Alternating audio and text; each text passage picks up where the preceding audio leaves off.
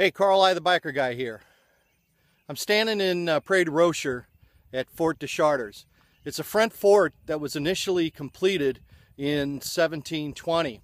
The stone fort you see behind me was actually completed in 1753 through 1755 to replace the original wooden fort that was placed on this same site. In 1763, this fort was basically deeded over to Great Britain in the Treaty of Paris after the French and Indian Wars. So early on, 1760s, this fort became property of the British.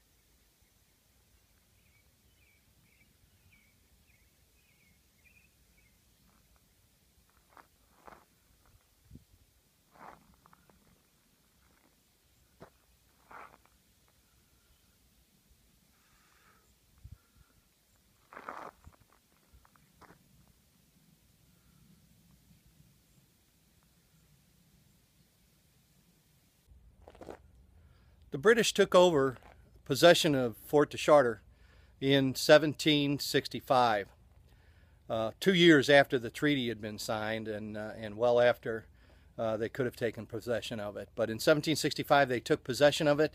They remained in this location and called it Fort Cavendish. Fort Cavendish was then destroyed in 1772 when they abandoned the facility. Now, in 1803, when Lewis and Clark started heading up the Mississippi to explore the great exploration that they did, they actually came upon this site because it's very near the Mississippi River. And when they found it, it was already in rubble. Now, the reconstruction that you've seen here was done by the state of Illinois. And as you look around, this is a marvelous old fort. And I would imagine for 1763, 1753, when this was in its heyday, this was quite a place to get protection from whatever predators were out here.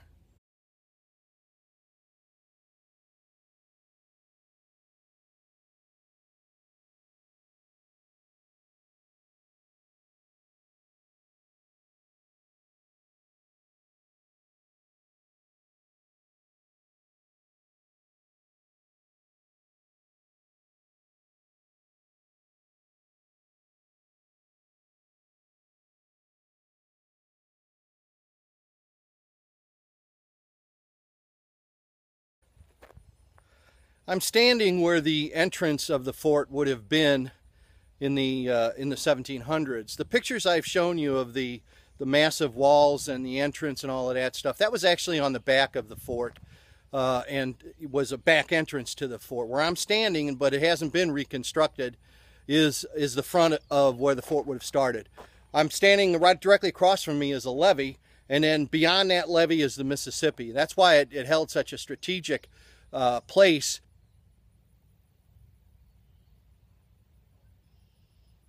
Yeah, that's the levee behind me that I'm talking about, that the Mississippi River is, you know, just slightly past that levee.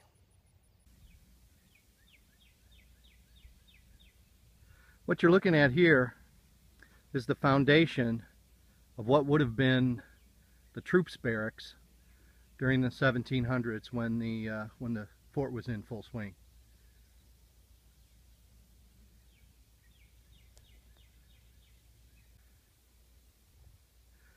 You're looking at the northeast observation turret of the fort. There are only two turrets that remain, that have been reconstructed and remain on the fort, this northeast and the southeast turrets.